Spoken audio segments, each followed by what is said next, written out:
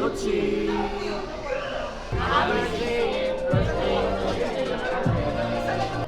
Happy 60th birthday to you. Love you.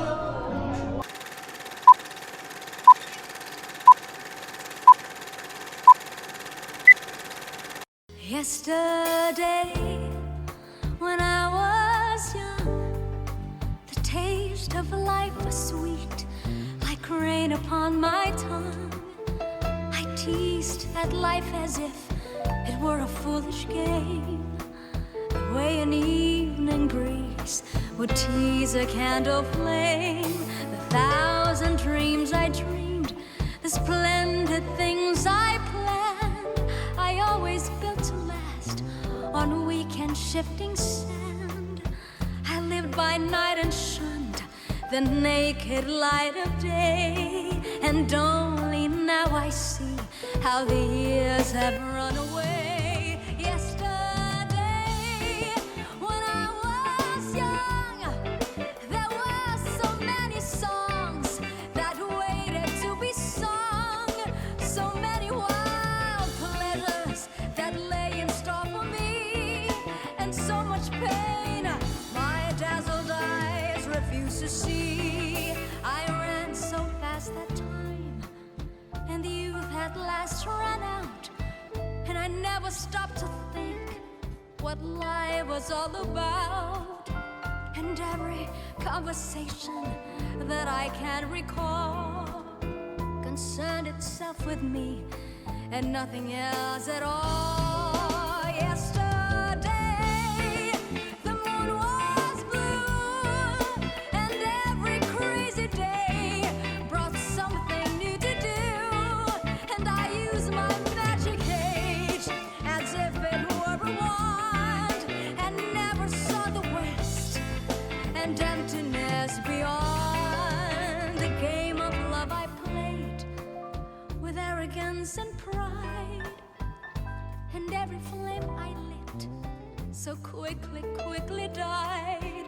The friends I made all seemed somehow to drift away, and only I am left on stage to end the play. Yesterday, when I was young, there were so many songs that waited to be sung, so many wild Alam niyo pleasures. po si Madam, napakabait na amo. To your family, to your friends, cousins, relatives, naku, talaga nainggit ako sa inyo. Ito na lang ang pinaka-last na wish ko. Ang wish ko, huwag ka magbago. Continue the good things, set aside the bad things. Tulad nga ng sinasabi ni Lord, hindi ibibigay ni Lord sa'yo yan kung hindi mo kaya. Carry on! We are on a Christian way. Okay? Happy 60th birthday. Thank you very much. Si Toots po sa pagkilala ko, kaklase ko siya nung Di mo nakalimutan. second year high school. Second year and fourth year. Sign of aging. Something like that. Sige po. Ang hindi ko makakalimutan sa kanya ay yung lagi siyang may bagong sobrang kulang na lagi akong naghihingi sa kanya. Kasi lagi akong walang baon. Doon pa lang po, makikita mo yung puso ni Toots na busilak talaga. At magpahanggang ngayon, ayan pa rin siya. And Toots, congratulations for having Popo on your side. Sobrang pinakongratulate kita dahil sa patience mo. And even your husband, si Mr. Vargas. Your husband. Nakikumari po. Congratulations. Napakapalad ninyo. Kasi kinakaya nyo si Popo until na. Maraming salamat. Happy birthday po. Enjoyin mo yung seniorship. Yes, dahil ang mga privileges, ang perks ay nandyan na, hindi ka napipila, priority lane, and the discount. Dalawa na. Libre ng sinihan. So, meron lang po akong mga acronyms sa pangalan ni Tots to describe her. So, Tots. T, ang una po T stands for thoughtful. Yan po si Tots. Talaga naman po napakamaalalahanin. Tuwing kami ay nagkikita, kahit madalang lang yun, meron lagi yung something to give. Lagi may dala-dala po ito, may bit-bit eh. So, dinidistribute niya yun sa aming mga magkaka-batchmate. So, T stands for thoughtful. Ang susunod po ay O. Stands for outstanding ninang. Yan. Sabihin po talaga ng anak ko, napaka-outstanding ni Tots. Dahil sa tuwing may special occasion ng anak ko, 7th birthday, nung debut, lagi pong talagang she sees to it na siya ay a-attend. At kung hindi naman po siya makapunta, meron siya pinapadalang representative niya to give the gifts. At tuwing magkikita sila ng aking anak ay talagang lagi namang meron talagang inaabot. Kaya napaka-outstanding ninang po talaga ni Tots. And yung susunod pong T ay trustworthy. Talaga naman pong mapagkakatiwalaan si Tots. Kaya napakaraming kaibigan. Agree po ba kayo dyan, mga friends? Yes. Talaga pong trustworthy, mapagkakatiwalaan talaga ng kaibigan. At yung susunod pong S, alam ko mag-agree din kayo. S stands for super mom. True po? Yes! Talaga namang super mom yan sa kanyang dalawang magagandang anak, kay Milis at kay Popo. Napakaswerte ng mga batang ito sapagkat sila ay nagkaroon ng very loving, very caring mom. At bago po ako umupo ay nais ko pong mag-iwan ng isang biblical verse from Jeremiah 29:11.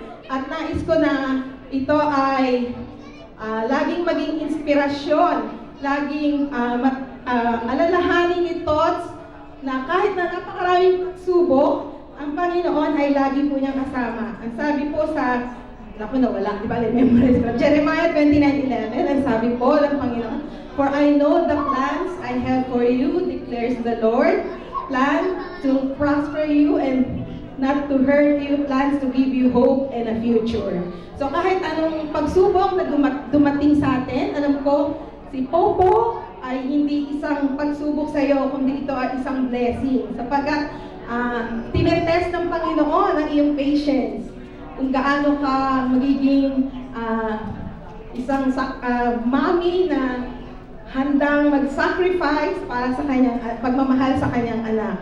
So anumang pagsubok, kung kasama natin ang Panginoon, ay hindi tayo dapat mawala ng pag-asa sapagkat siya ay palaging handang tumulong, bigyan tayo ng pag-asa at lagi siyang nandyan para tayo ay protektahan at bigyan ng mga blessings. Happy birthday to si Mare! Alam niyo po si Ma'am Tochi, talagang thoughtful, maalalahanin. Marami kaming pinagdaan ng problema sa office, pero lalo na ako nung last January, siya yung nagbibigay ng lakas loob sa akin. Nasarado rin yung opisina ko. Pero yung awa ng Diyos, sa prayers namin, naayos din namin, nalagpasan namin lahat. Tapos siya naman yung nagkakaroon. Okay na. Okay na rin. No? Kasi malakas si Ma'am Tochi ni Lord. Laging paladasal. Basta ma'am, yung wish ko lang sa'yo, sana huwag kang magbago. Dahil yung pa rin yung pagtulong natin sa kapwa, wala tayong inaapit tao o sinasagasaan. And then yung blessing nandiyan lagi. Yung pagtulong dapat wala tayong hinihing kapalit. Kasi yung blessing, kung saan na lang dumarating. So, mas masarap yung pakiramdam ng gano'n. So, yun lang po ma'am, wala na akong masasabi. Maraming salamat po ma'am. Sana nandiyan ka lagi sa amin. Happy birthday ma'am, love you. Happy birthday. Lahat ng sinabi ng mga tao na tumayo dito is totoo. Yung mga videos na napanood mo kanina is ilang beses ko mga panood kasi ako yung nag-edit nun. Kaya, habang inaano namin yan, ginagawa ko siya. It's very heartfelt kasi lahat po yun totoo. You're very... Kantay mo nga. Sisikuin ko. Pag mo! So, ayun, kumbaga, lahat po ng nagbigay ng testimony is totoo. Lahat yun na stand na naniniwala ako na totoo lahat yung sinabi nila. And we as a family, very proud, very thankful po sa inyo. And we are very happy para po sa inyong buhay. Alam ko po yung hardship na dinadaanan ninyo, naramdaman namin kahit malayo kami. Pero tama din po yung sinabi nila na hindi po yung ibibigay sa atin ni Lord kung hindi natin kaya. So, happy birthday and we love you. Ang wish ko lang sa'yo lagi good health. At siyempre, mahaba naman ang pasensya mo. God bless you more and more. Thank you.